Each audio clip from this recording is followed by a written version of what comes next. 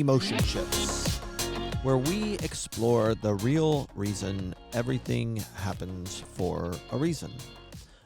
I'm your host, Charlie Carroll, along with my lovely co-host, Mallory Redmond. Mal, does it ever get old getting introduced as the lovely co-host? Never. How could it? Good question. How are you? How are you 20 mile marching? Oh my goodness. I am marching right along. The good news and the bad news. Yes. Hold on. For those that have not listened to episode 4, Yeah. we are talking about 20 mile marching. You're going to need to listen to episode 4 if you're going to feel like you are keeping up with us. Well, 3 and 4. Yeah, 3 and 4. Welcome to episode number 5. Yes. The good news and the bad news is I'm sore today. Well, that's really good news. In my body, I am sore because of one of the 4 W's, which we are going to talk about today, working out. What's so funny is, okay, so to be honest, I did not jump right into 20 mile marching. Yeah, that's okay. Let's just be, let's be real here. Be honest for once. For once. And so over the past several days, I've started really getting into it. And so I got the chance to work out. And so it had been a while, right? You know, I gave birth and recovering and blah, blah, You know blah. that small stuff. Yeah, Giving little birth. stuff like that. And so I get back on the elliptical and I'm feeling good. Like I have music going and I'm like excited that I'm doing this. And so I start going so hard. Like I did not ease into any of it. And about, I don't know, 4 minutes in, I'm like going to die. There's no way that I'm going to make it for I put 30 minutes that I was going to be on the elliptical. I go real hard for 4 minutes and then like my lungs are falling out of me. That means you have a big heart, a lot of courage. Lots of courage. So a lot of gusto. I mean, I made it. I had to slow down significantly. My pace was not what it should have been. Yeah. But I'm sore and it feels so good to be sore. It does, doesn't it? It hurts so good. Yeah. So we will get into the specifics of our other 2 W's. Last episode 4, we talked about the importance of withdrawing to start your day. Get focused. Remind yourself of who you are. Yep. What you need to get done, what you could come up against, all those good things. And then second, we talked about the word where. Yeah. Just being where you need to be. We ended with a little bit on the importance of the word no. Yeah. Which I think we can't stress that enough. No, we're going to do an episode dedicated to the word no. We always start episodes by saying we'll do another episode on this. Yeah, pretty famous for that. Yeah. I wonder if we'll still be saying that a couple hundred episodes into Emotion Ships. I think yes, because we have a lot to cover. Yeah. How's yours going? Going well. Okay. Going good. well. I tried to be nice to myself. I tried to keep up. My goal is to do things 6 days a week and just take 1 day off. You're such an overachiever. Well, here's He's a 3 on the Enneagram, everybody. yeah. Oh, we did not welcome everyone who is joining us on Gosh. YouTube Live. Yeah. Oh, I guess not live. Not, Just YouTube. just YouTube. This is going well. Hey everyone, joining us via YouTube. Yeah.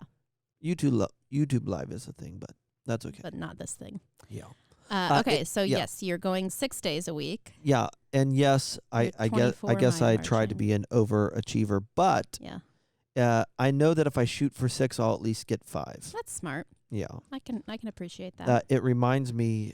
I was telling a blogging friend of mine, Jeff Goings, who we will eventually have on the show. Yeah, so I love much, Jeff. so much to contribute. Mm-hmm.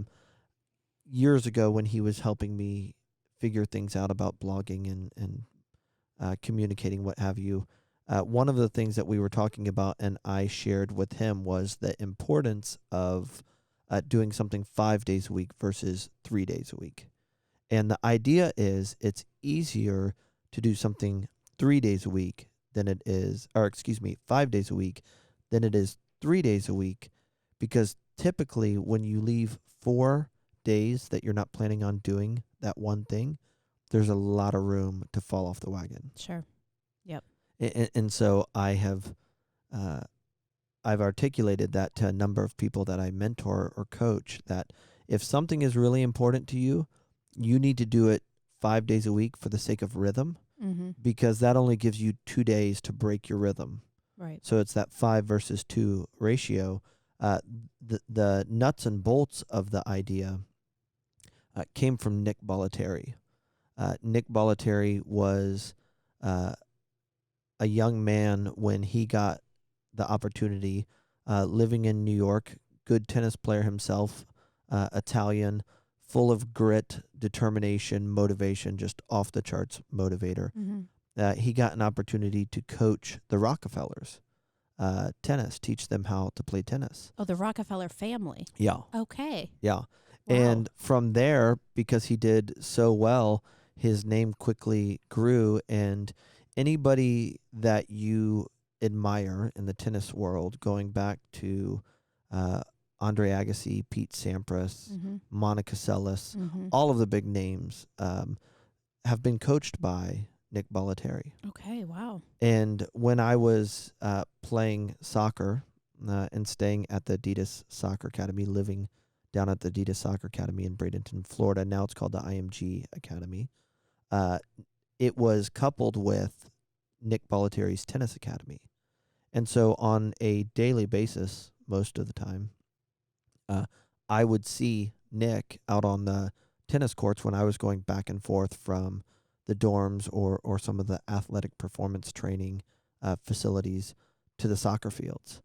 And one day he was training Venus Williams, who had to train. This is over 20 years ago.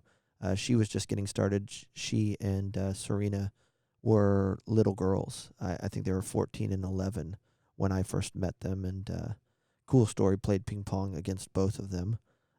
Who won? I would beat Serena. Venus would beat me. Interesting. Yeah, she Okay. didn't. She did not like me beating her little sister. Oh, Yeah, so but you did not give them a break. no, Okay. no. Okay. No, but playing against all of those tennis players is where I developed some of my table tennis skills. Okay. And so one day I'm walking back from the soccer fields, and Nick is all over Venus. He's coaching her and getting her to do different things that she was not yet capable of doing. Actually, side note, when you hear the female tennis players scream when they hit the ball, Mm-hmm. if you watch much tennis, you know that several of the best female players let out some sort of scream. Yeah, like the grunt. Yeah. I didn't know it was just a female thing. Primarily, I think Okay. the guys have too much pride Oh, to do that. well, yeah. Okay. But that came from Nick Bollettieri. And Nick would coach that. That was, and he was before his time in understanding this, that letting that air out when you hit the ball Uh-huh. was just a way to get that much more power Yeah. out of your swing. Yeah. That So makes sense. I Bet was it feels walking good. back from the tennis courts one day, and I asked Nick, I think at the time 20 years ago when I was living down there, he was in his mid 60s and was out every day. And he and I got into a conversation about hard work and what was required. Mm-hmm. And I asked him how many days he took off, and he said at best he would take 1 day off. Often he would work 7 days a week. And he went on to just say that the momentum that he got going over a period of decades with how he treated his body and what he expected out of his body is something that he wanted to keep going in the right direction. Mm-hmm.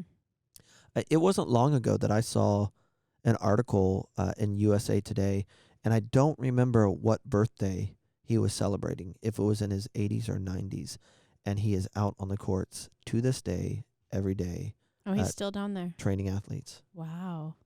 Yeah. Pretty remarkable. Yeah, I think there is a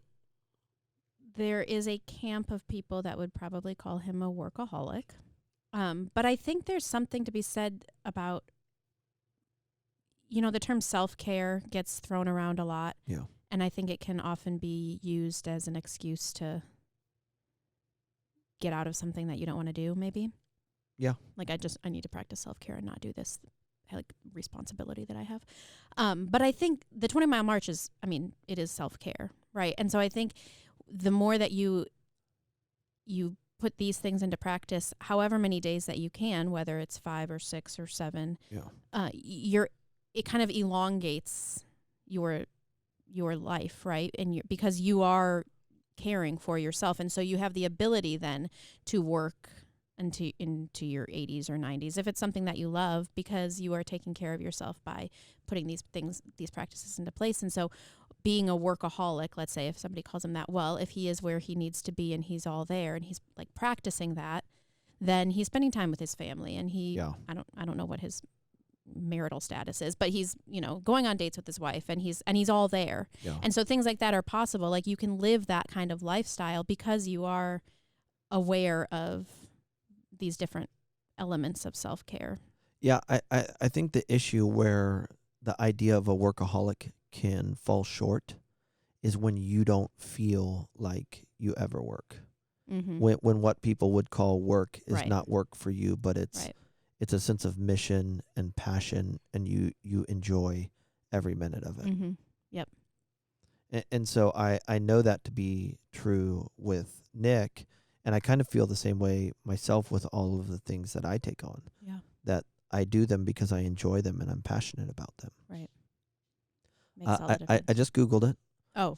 Wikipedia says that Nick Bollettieri, hi Nick, is 88 years old. Wow, way to go, Nick. Yeah, still up and after it. So he's coaching like up and coming tennis stars. Yeah, he works with a lot of juniors, but he still works with the best in the world. Oh, he does. If you look at Wimbledon or the U.S. Open, you'll see him there on the sidelines or in the seats Do you think watching some of his do you players. think he would call in and talk with us about the ethics of hard work?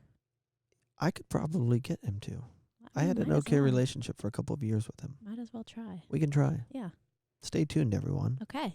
But a body in motion stays in motion, and that's really what he was saying, is Yeah. that he wanted to keep things going in the right direction, and it's scientifically proven that physical exercise holds off aging, Mm-hmm. and I mean he's been doing it a very long time. Yeah. Yeah, I think there is an awareness, and that's the word that keeps coming up in the conversation with 20 Mile March, right? Yeah. It's like such an awareness, but of your body and what your body can do, and through different seasons of life, how you work out or how you use your body might change, but what remains is the need to move your body. Yeah. Get out and move Well, it. In the why, right?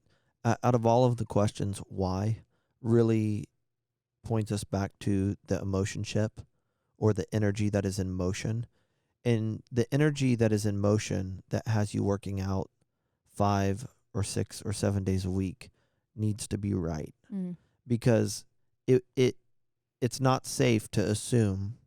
I was actually just having this conversation last night in more of a counseling environment where some friends of ours we just heard are getting divorced, and I wondered whether that was going to be around the corner a couple of years ago when I saw the husband working out nonstop, and like taking care of himself at a whole different level. Yeah.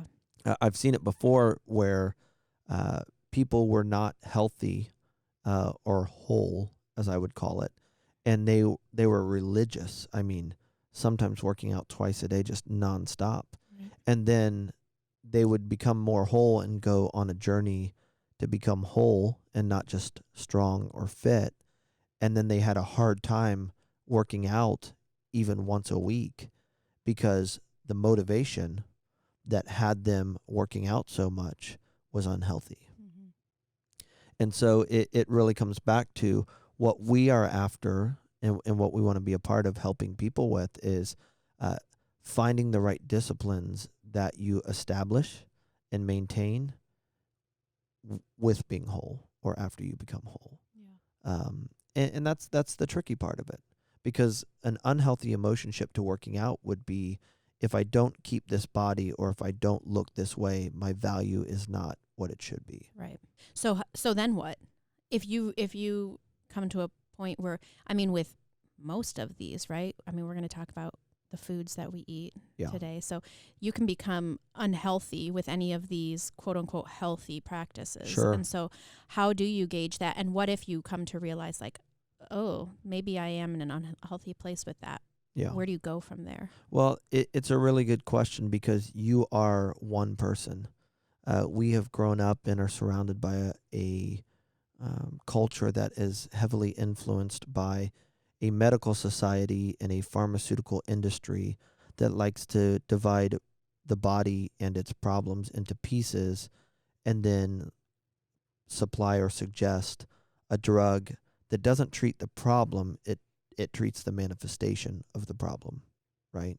Mm-hmm. And so we can get unintentionally conditioned to think of ourselves as pieces and not a whole, which is detrimental because every part of your body is working with every other part of your body. And this is why we're advocates to understand what an emotionship is, because it affects all of you, and the energy around you is influencing all of you on a regular basis. And so I think one of the quickest ways to discover what energy is influencing us or what is the motive of our action is to say, why am I doing this? And can I stop? And some people would say, well, of course I can stop working out. And that's a whole different emotionship. If you're not working out, there's a reason for that. Why you don't see the value in stopping and taking care of you. You know, this is one thing that you and I have in common that we talk about a lot, is that we do invest a lot in the things that we are building and the people that are involved with us building those things. Mm-hmm. Some of that can be unhealthy if we're not careful and we don't keep an eye on it, because unintentionally we can allow ourselves to operate in a way that would say we believe that our value and our time is justified when we can build things that other people want to be a part of, build things that generate revenue, build things that get people excited, all of those things. Right. And so if you wake up and you realize that you're working out 7 days a week, or you always have to look a certain way when you go out of the house, the real question to get to the energy behind that behavior, because those are behaviors. Mm-hmm. The way you get to the energy that's driving that behavior and whether or not it is healthy is to keep asking yourself the question why, until you can't ask yourself the question why anymore. And sometimes you can go 6 or 7 layers deep when it comes to asking yourself why. What do you mean when you can't ask it anymore? Well, so if I was working out and I wanted to see if the motive was healthy, I could say, well, why are you working out 6 days a week or 7 days a week? And the answer would be, well, I want my body to look a certain way, Mm-hmm. right? That's the first answer to your first why. Well, then you ask why again. Mm-hmm. Why do I want my body to look a certain way? Because I want to feel good about myself. Why do you want to feel good about yourself? I want to feel good about myself so that I don't have to worry as much about what others are thinking about my body or how I look. Why do you want to look a certain way in order to feel better about how others could be thinking about your body? Mm-hmm. And usually when you get to that third or fourth why, people are going, because they don't know. And if you don't know or you can't answer it, it means that you are on what I would picture as a whitewater rafting type episode of energy called an emotionship. And maybe your mom or dad was that way. Maybe your grandparents were, one of your grandparents were that way. Mm-hmm. But you got swept up somewhere into a message that is energy that says you have to look this way to feel good about yourself, because if you feel good about yourself, chances are most people are going to feel good about you. Okay, so they get to that. We get to that point where we can't ask why anymore. Then what? Well, You're faced then with the reality of this emotion. yeah, when you get to the point where you realize that your motives are unhealthy, then you have to ask yourself the question, what needs to change at the root of this behavior to make it healthy. There's nothing wrong with working out 5 or 6 days a week. But if the motive is unhealthy, then that motive, if it's driving that behavior, is probably driving other unhealthy behaviors that are going to undermine your potential somewhere else. And so what you'll hear us talk about a lot on this podcast is awareness is everything. 99% of the battle is you being aware of what your motive is.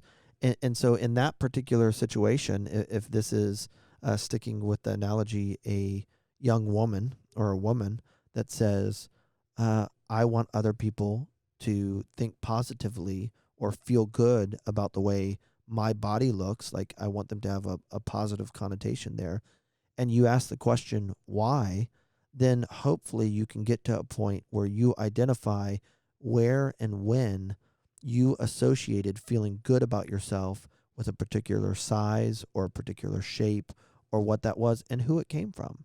And it could be something as simple as just growing up reading a certain magazine or being raised in American pop culture. Yeah. And it's okay to want to look a certain way, but that's not what makes you valuable.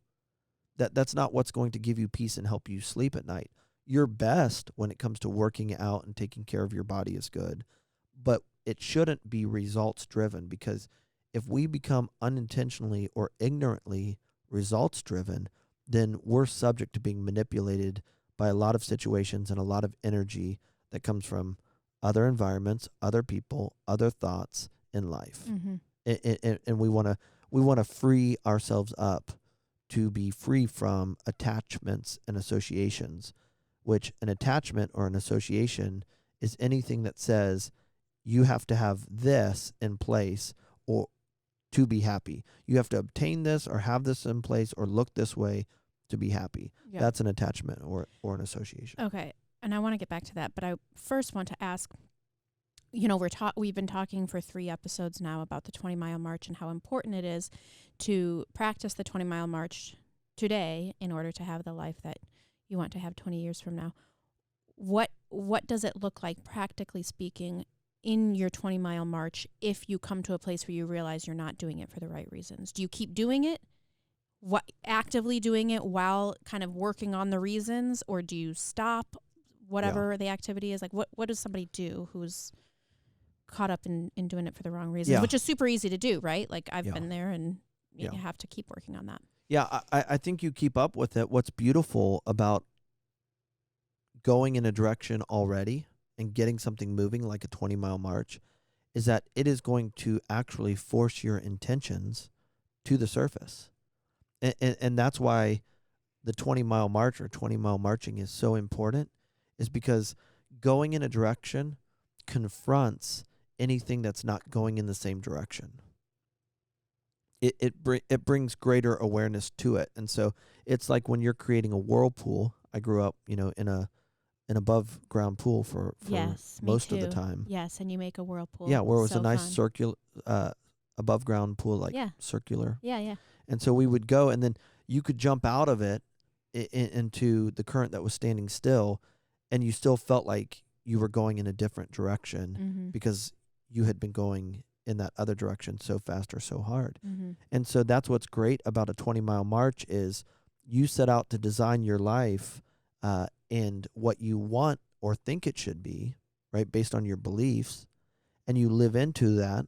And then anything that's not going in that direction in spirit will be confronted and be pointed out to you. Or, worst case scenario, your assumptions and intentions get confronted as you day after day say, nope, I'm going to be where I'm supposed to be, and I'm going to live by my beliefs, not my feelings, right? Though that gets put through the furnace when you're talking about doing something 5 days a week. Yeah. And so if someone says, well, if how often they're working out gets questioned, or they start to fall off of it, working out 6 or 7 days a week, it's always just going to inspire a why. And so if I have an unhealthy why in the midst of 20-mile marching, it gives me an opportunity to just ask questions and make changes based on what I want to be or what I recognize to be healthy in my life. Yeah. And I think what's important is it's a process, right? And Yeah. so you can continue marching while asking these questions, because they're pretty, like, they can get pretty deep, right? Sure. These are deep-seated questions that can go back generationally. I mean, it's not like it's something that you're gonna get right. You're gonna realize and have an awareness and then get right all within the same week or something like that. Well, and what you're saying is true, and it's a very good point that where we are now, right, our level of holistic health, like an overall number, affects our perception of where we are and what we see. And that's the beauty of 20-mile marching, is that the healthier you get physically, the more likely you are to get healthy emotionally, and the more likely you are to get healthy emotionally, the more healthy you are to get you could say spiritually is one way you could say it. So it's physically, emotionally, like everything improves, and as it's improving and going in the right direction, your perception of what is gets greater.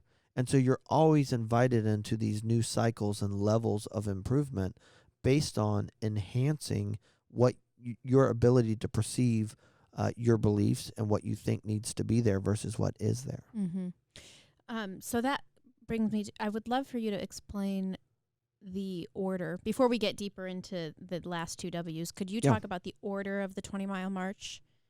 Yeah, why there is an order? Mm-hmm. Yeah, it stacks. Why the order is what it is. Yeah, it stacks just like what we're saying.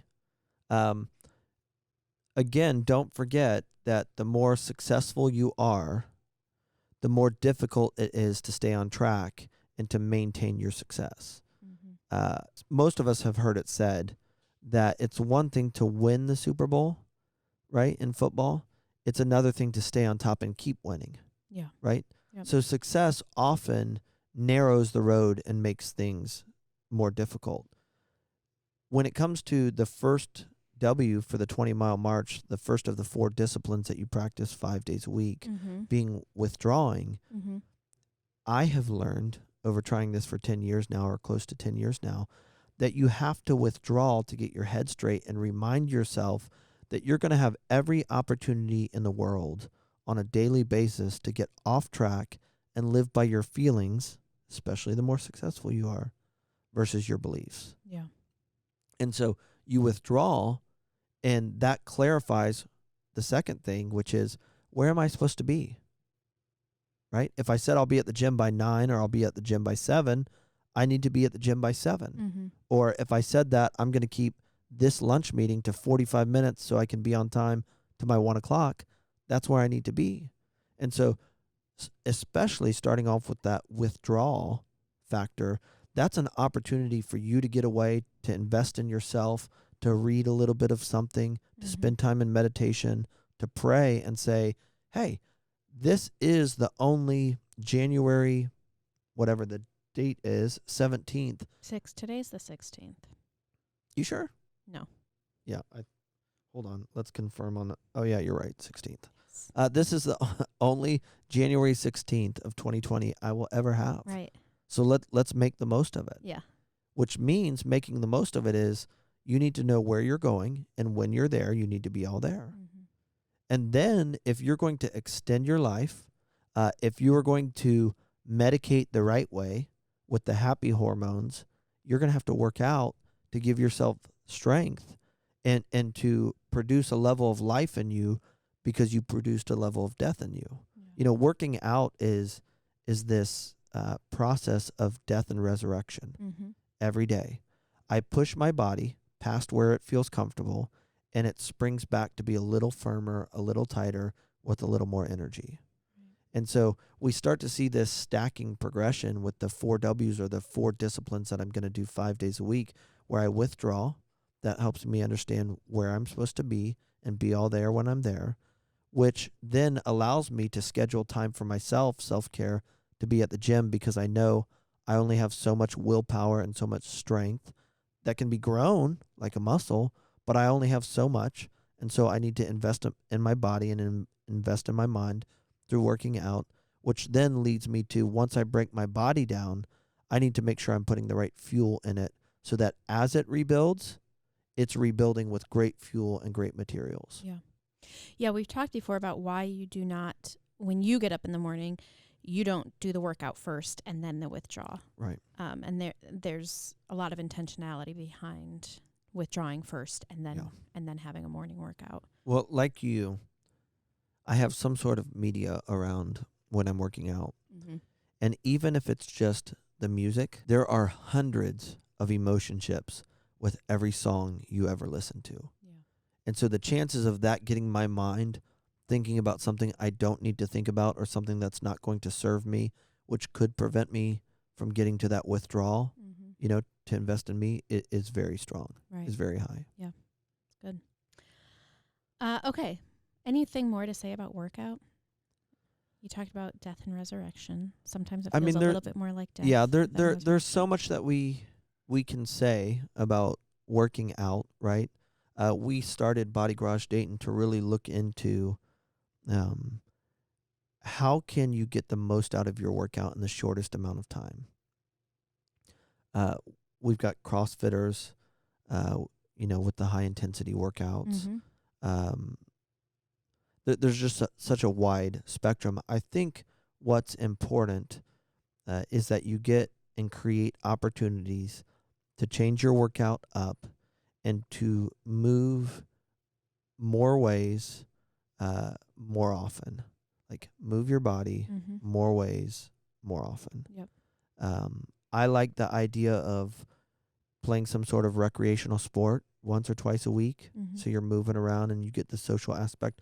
I saw a statistic yesterday where they were looking at the body's response to isolation, and that socially isolating ourselves produces inflammation in the body.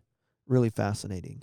But I would say some of the things to keep at the top of the list when working out is make sure you're drinking a lot of water, which is about your body weight in ounces of water if you're working out every day, right? So the reason for that is because your lymphatic system is a sewer system, and it will get the toxins out, which will keep the toxins out of your fat, and which includes those rogue or mutant cells that becomes cancer, if your lymphatic system is healthy and you're hydrated. Right. That'll allow you to lose weight and keep the body from the backup plan, which is putting toxins in fat because the lymphatic system is jammed up. And so make sure you're hydrated, and then work out in a way that you break a nice little sweat. I'm not huge into high intensity workouts, though I did CrossFit for 2 years. When I was playing soccer, we did 21 to 25 miles a day for 5 and sometimes 7 days a week. Like, I'm not afraid of working hard. Mm-hmm. I think, like marathon runners, what we're seeing now in some research is that the high intensity stuff might not be the best for our heart. And so I just tried to get a 30-minute workout in where I get my heart rate up to a certain prescribed or desired number, and then I try to do that for 30 minutes 5 days a week. Yeah. That, along with some sort of recreational sport, whether it's golf or basketball or whatever it is, keeps me moving in ways that I moved when I was a teenager. And that's what I look for. That's what I look to do. Another part of working out that's important, that a lot of people, if they're hearing us for the first time and they're deciding to dedicate time to working out like they haven't done before, there is very little benefit in working out hard if you're not going to stretch and keep your muscles loose. Your body will fight you the whole way if you're not stretching before and after you work out. Right. And so I would say make sure you have a lot of water. Push yourself to the place where you get your heart rate up and you sweat. If you're hydrated, you'll sweat and get toxins out. And then make sure you're taking care of yourself and stretching. Yeah. And just to once more, just the importance of working out in the morning.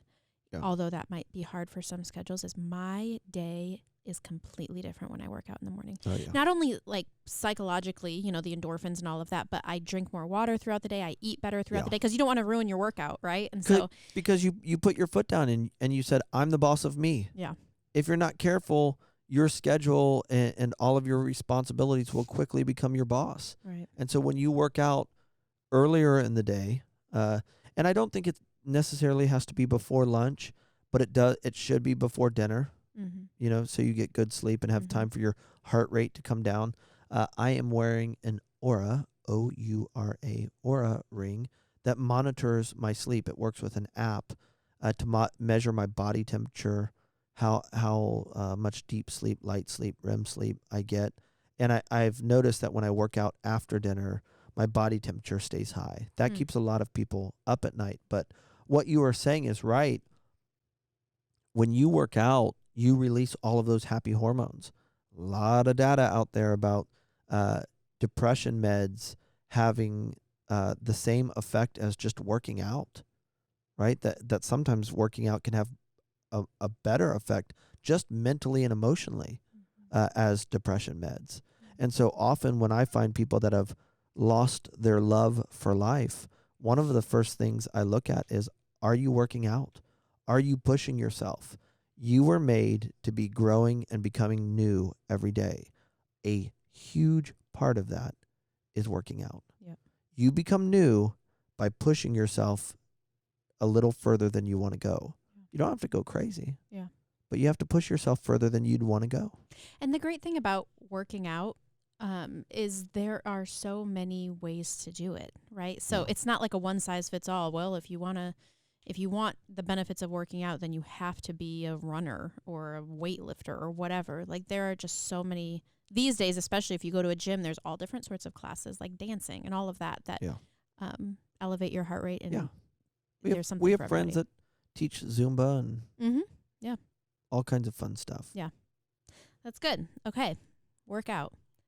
You ready for the final one? The final W. The final frontier. The final frontier is Whole Foods. Now, this is not, maybe it could be an ad for Whole Foods if they want to sponsor us. Yeah. We'll take a sponsorship. Sure. They're coming. I believe it. I love their pizza. Oh, man. Their pizza's so good. I know. Okay. So but is Whole their Foods, bread. Their bread's great. There's a lot of Yeah. great things there. True. But letting food be thy medicine. Yes. Aristotle. Mm-hmm. I've seen it quoted that it was Aristotle and Plato. I think it's Aristotle, though. Okay. Yeah, let food be thy medicine. Yeah, we can let them argue that. The idea behind Whole Foods is that whatever God makes is good for his creation. Now, that being said, it's most beneficial when you are aware of the practices that cultivated your food. I was just saying this to someone the other day. USA Today had an article a couple months ago where they tested 10 out of, or they tested 11 wines, Napa Valley wines, Mhm. and 10 out of the 11, I think my numbers are close. It was all but one, tested for glyphosate, I think is the way you say it, which is Roundup. Oh, perfect. And there are different documentaries out there about Monsanto and other big agriculture companies that in trying to make food less expensive, they genetically modify it. This is true of a large majority of all of the produce in our country, that they are genetically modified to be able to be produced at a lesser cost. What that looks like with something like corn is they will take the seeds and soak them in a 5-gallon bucket of Roundup and then plant them. They grow.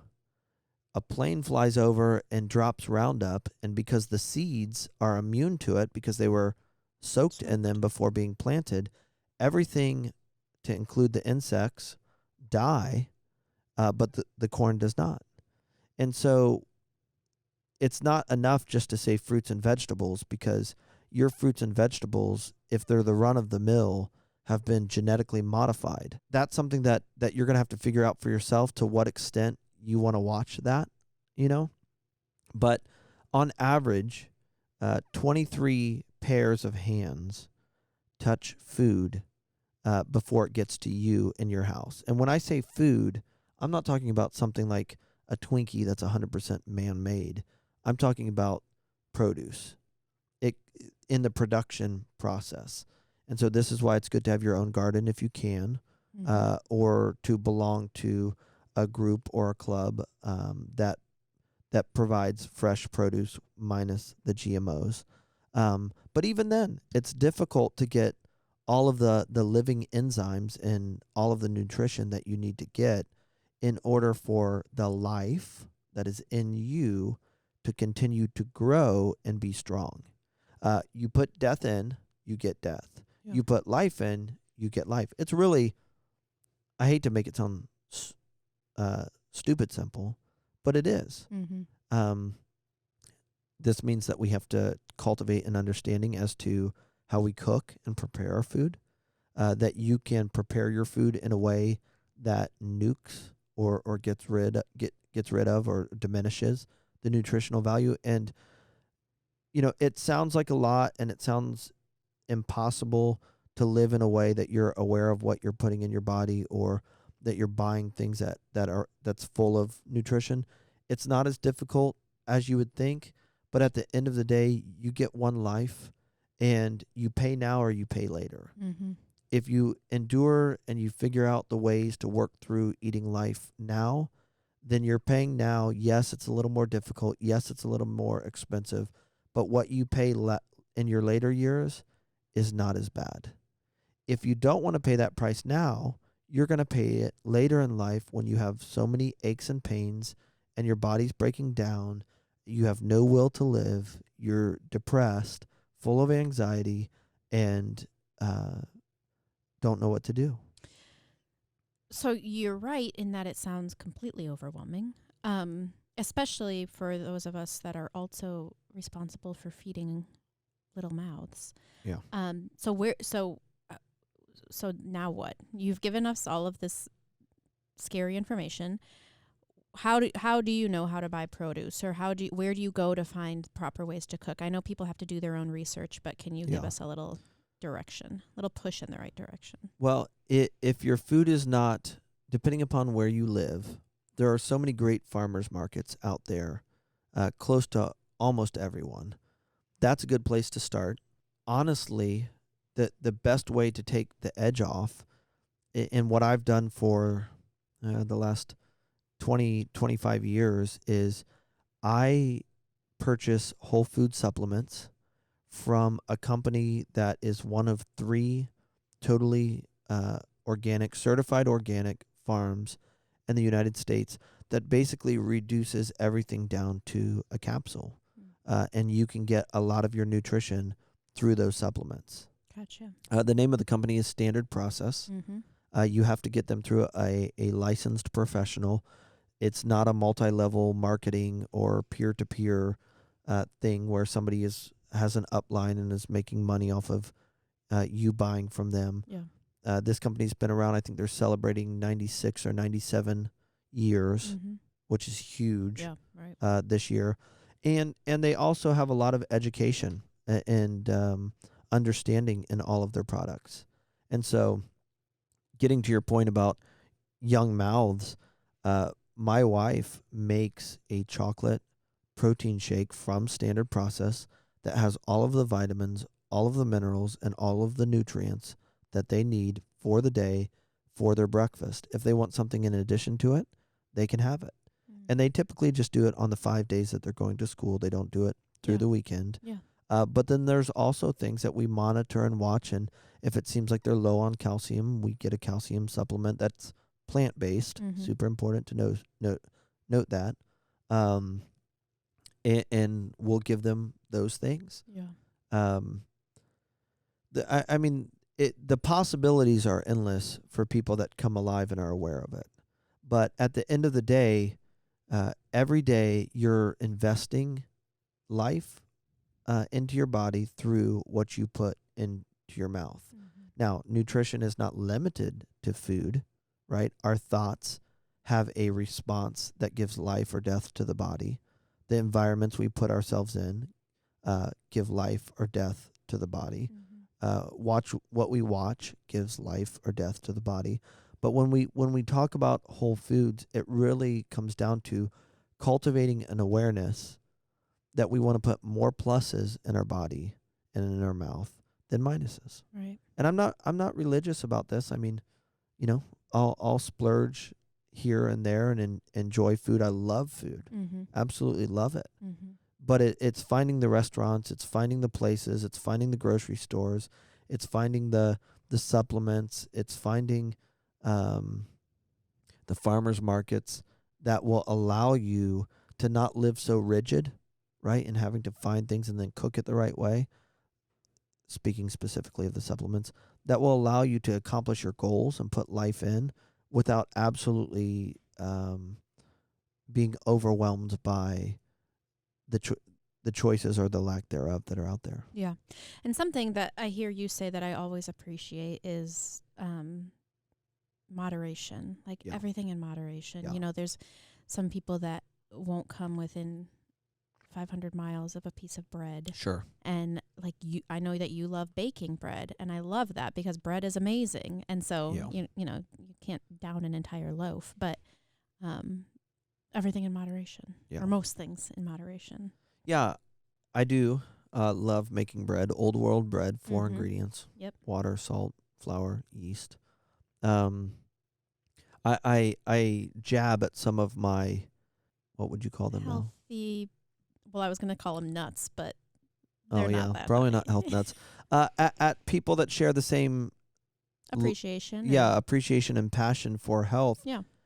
Sometimes your rigidness about the food that you put in your body and the fear of putting something in your body becomes a greater health concern and greater health liability than what you actually put in your body. And so you can definitely go too far and worry so much about being rigid and never doing this and never doing that, that literally those fears produce more cortisol than if you would have just eaten out or eaten that cheeseburger or whatever it is. Yep. Fear is a huge toxin or problem when it comes to wanting to maintain my health. And so I maintain and keep this idea of everything in moderation because it is the healthiest thing for me long term. Yeah. Yeah. We grew up in the 90s where it was like the low fat craze. Yeah. And so I have been undoing a lot of that in my world. And so my husband is, whenever I eat like full fat things now, he's like, I'm so proud of you, because that's something that I've had to like unlearn. Say like, I can have this full fat thing. I'm not going to have the entire thing or whatever. But in the end, it's healthier for me, and avoiding the rigidness is better for my whole self. Well, yeah. And just understanding who wrote that. You know, if you want to look at these studies, you always need to get to who sponsored them and who paid for them. Yeah. And when we look at that movement, and you look at the food pyramid that our government developed, it pretty much is upside down and backwards. And so it's important to understand that actually your brain needs all of those healthy fats, butter, avocados.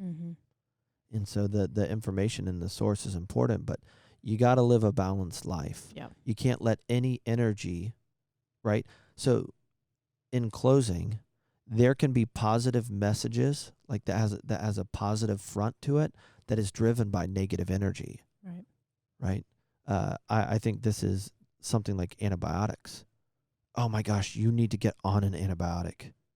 And the idea is this is going to help you, but it can also be fear driven. Yeah, there is a very rare time. You shouldn't be on antibiotics that often.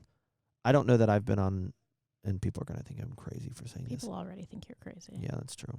I don't think I've been on an antibiotic in 10 years. Maybe longer. Maybe 20. I don't know. I can't remember. But you just got to be aware of the energy that's driving what's being said. Oh, no, you can't have that. So fear-driven. Yeah.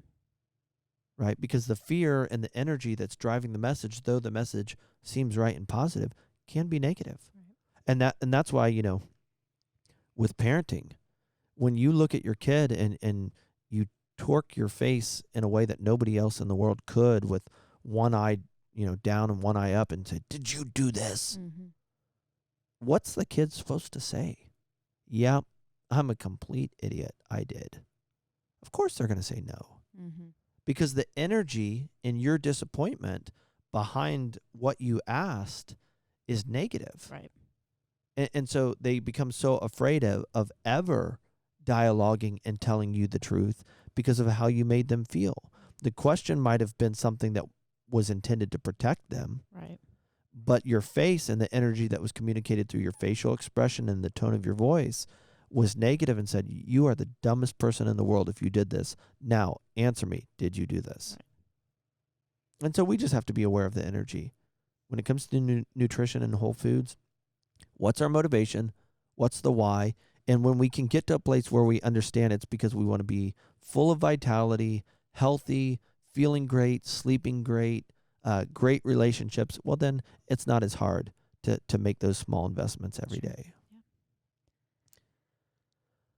Thanks for Good joining us, stuff. everyone. Yep. Finishing up our 5th episode. It's amazing how fast time goes. You're having fun. 5 episodes here and gone. Yep. We will see you next time on Emotion Ships, where we explore the real reason everything happens for a reason.